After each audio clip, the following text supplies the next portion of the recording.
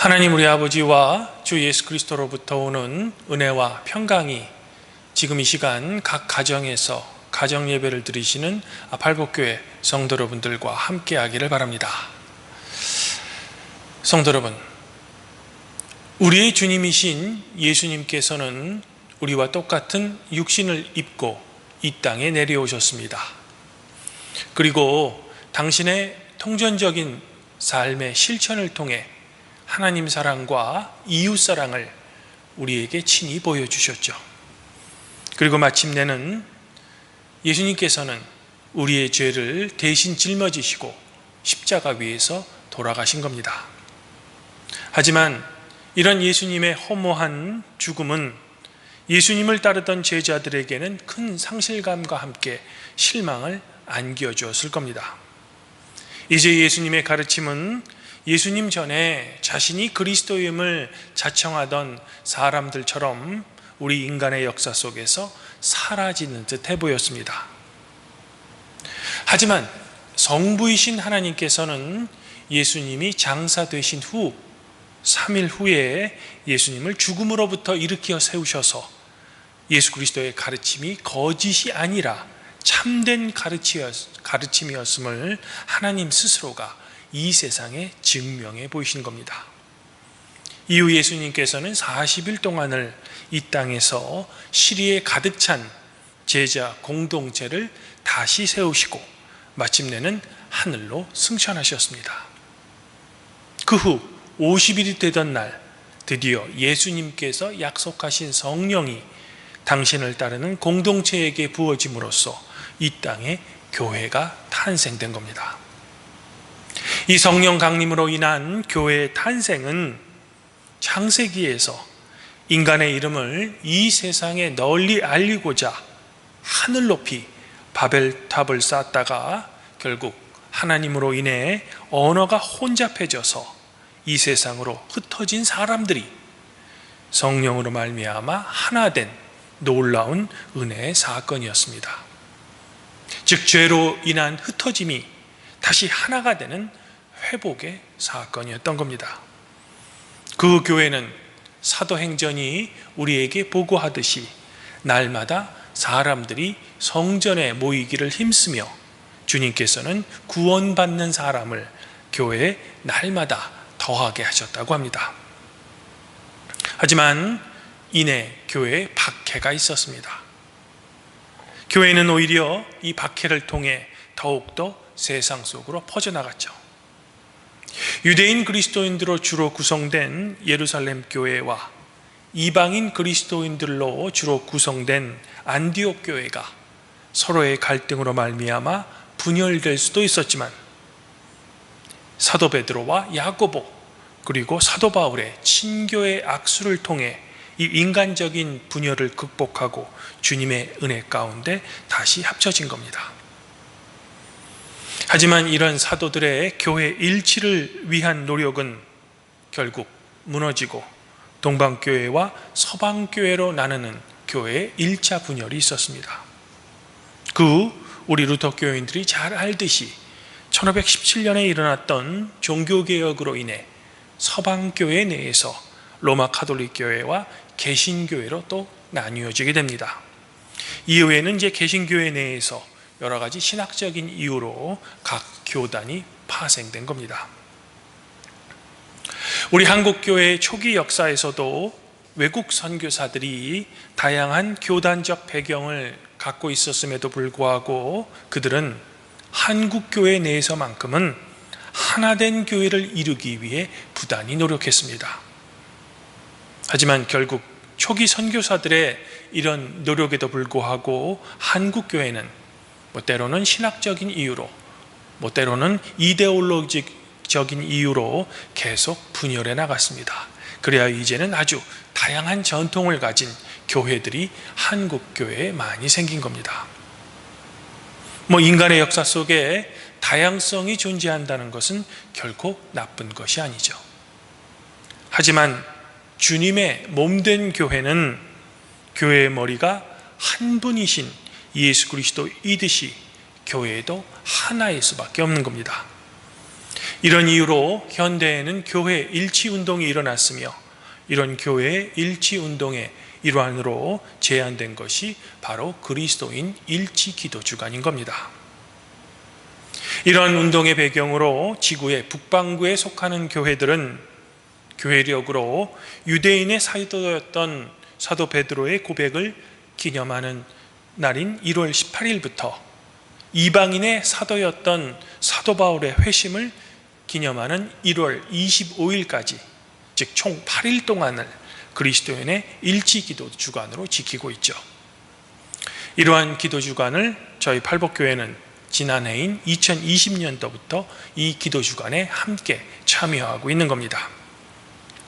이런 배경으로 저는 오늘 그리스도인 일치기도 주간을 지금 보내고 있는 성도들에게 올해 2021년도의 주제 성구인 요한복음 17장 20절부터 23절의 말씀을 통해 그리스도인들의 일치에 대한 주님의 말씀을 성도님들과 함께 생각해 보고자 합니다.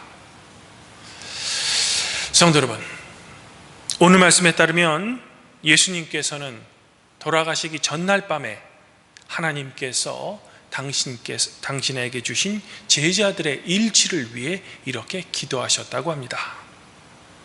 아버지여, 아버지께서 내 안에, 내가 아버지 안에 있는 것 같이 그들도 모두 하나가 되게 하여 주시옵소서. 그리하여 그들이 아버지께서 나를 보내신 것을 세상이 믿게 하여 주시옵소서. 내게 주신 영광을 내가 그들에게도 주었듯이 이는 우리가 하나 된 것 같이 그들도 하나가 되게 하려 하기 위함입니다. 포도나무 가지가 포도나무에 붙어 있어 생명을 유지하듯 예수님과 하나 된 우리도 우리 사이에 흐르며 우리에게 생명을 주는 수액을 이웃과 함께 나누어야 합니다. 이 세상에는 저희 루터교회뿐만 아니라 다양한 전통의 교회들이 있습니다. 그리고 모든 그리스도교 전통은 저마다 자신들의 교회에 속한 그리스도인들을 신앙의 핵심으로 안내하고 있습니다. 우리 그리스도인들의 신앙의 핵심은 바로 예수 그리스도 안에서 성령을 통하여 하나님과 이루는 친교와 교제인 겁니다. 우리 그리스도인들은 하나님과의 이 교제와 친교를 우리의 삶 속에서 충실히 이루며 살아갈수록 우리는 전통이 다른 그리스도인들과 하나가 될 수 있으며 마침내는 온 인류와도 하나가 될 수 있는 겁니다. 사도 바울은 고린도 교회에 보내는 편지에서 교회 내 분파와 당쟁으로 서로 싸우는 초기 그리스도인들 사이에서 일어난 교회 내 일치를 위협했던 태도에 대해 다음과 같이 경고한 적이 있습니다. 당신들이 각각 말하기를 나는 바울에게 속한 사람입니다. 나는 아볼로에게 속한 사람입니다. 나는 베드로에게 속한 사람입니다. 나는 그리스도에게 속한 사람이다 라고 말하던데 내가 여러분에게 묻겠습니다. 그러면 그리스도께서 갈라지셨단 말입니까? 나 바울이 당신을 위해 십자가에 못 박혔으며 여러분은 나 바울의 이름으로 세례를 받았습니까? 곧 그리스도의 몸의 일치를 해치면서까지 각자가 지닌 전통을 마치 그리스도 교회 내의 절대적인 진리로 만들려는 우리 안의 태도를 사도 바울은 엄중히 경고하고 있는 겁니다. 우리가 사도 바울의 이 그리스도를 향한 충절어린 경고를 무시하면서까지 각자가 지닌 전통을 그리스도 교회 내의 절대적인 진리로 만들려고 한다면 그러한 우리의 행동은 진리를 지키며 서로를 풍요하게 하기는커녕 그리스도 안에 분열을 초래하는 일이 될 겁니다. 성도 여러분, 갈라디아서에서 다른 복음이 교회 내에 퍼진 것에 대해 심한 어조로 교인들을 질타했던 사도 바울은 우리들이 갖고 있는 생각과는 달리 예수 그리스도 안에서는 매우 폭넓은 관점을 갖고 있었던 사도였습니다. 사도 바울은 고린도전서 3장 21절부터 23절에서 자신의 이런 관점을 이렇게 표현하고 있습니다. 그런즉 누구든지 사람을 자랑하지 마십시오. 만물이 다 여러분의 것입니다. 바울이나 아볼로나 베드로나 세계나 생명이나 사망이나 지금의 것이나 장래의 것이나 다 당신들의 것이며 여러분들은 그리스도의 것이고 그리스도는 하나님의 것입니다. 사도 바울의 이런 엄중한 경고처럼 우리 루터교회 아우구스 신앙고백서 제7조 교회에 관하여 라는 항목을 보면 우리 루터교회는 이렇게 고백하고 있습니다. 교회의 참된 통일을 위해서는 복음의 가르침과 성례전의 집행에 관하여 일치하는 것으로 족합니다. 인간의 전통, 곧 인간에 의하여 제정된 의식이나 예식이 어디서나 같아야 할 필요는 없습니다. 믿음도 하나요, 세례도 하나요, 하나님도 하나이시니 곧 만유의 아버지시라고 사도 바울이 에베소서 4장 5절부터 6절에서 말한 것과 같습니다. 이런 고백을 바탕으로 세계 교회 내에서 교회 일치 운동에 많은 참여와 중요한 역할을 한 것이 바로 우리 루터교회입니다. 하지만 우리 내에서도 우리가 드리는 예전만이 참된 예배이며 또한 우리 루터교회의 가르침만이 올바른 가르침이다 라고 주장하는 분들이 있기도 합니다.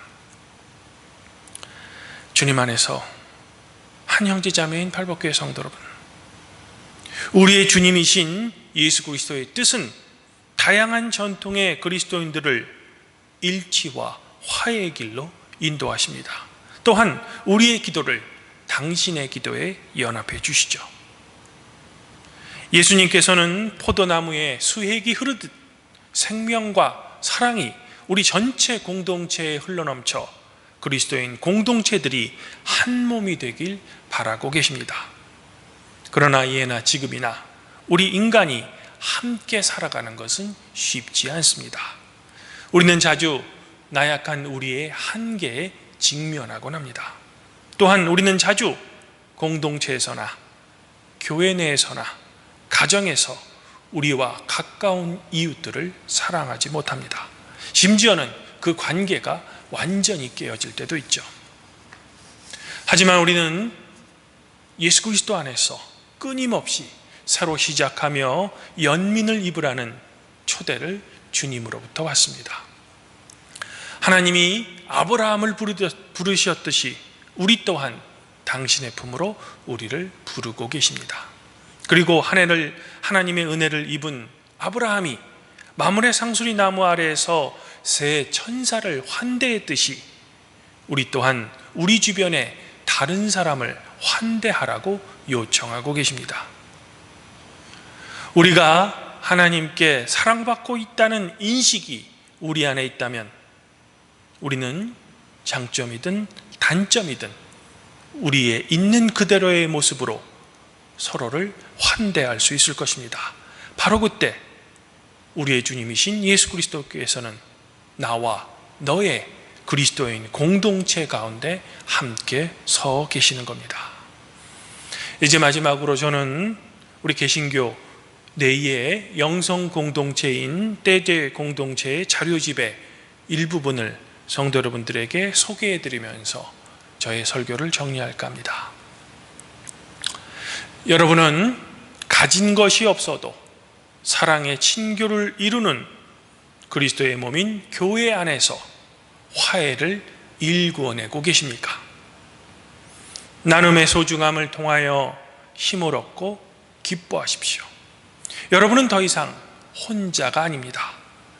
모든 순간, 모든 상황에서 여러분 공동체의 형제 자매들이 여러분을 지지하며 함께 나아가고 있습니다.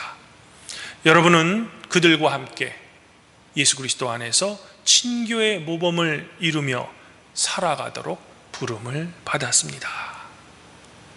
아무쪼록 우리 발복교회 성도들은 우리의 주님이신 예수 그리스도 안에서 그리스도인들의 일치를 위해 늘 기도하며 생활하시는 성도님들이 되기를 지금 이 시간 소망합니다.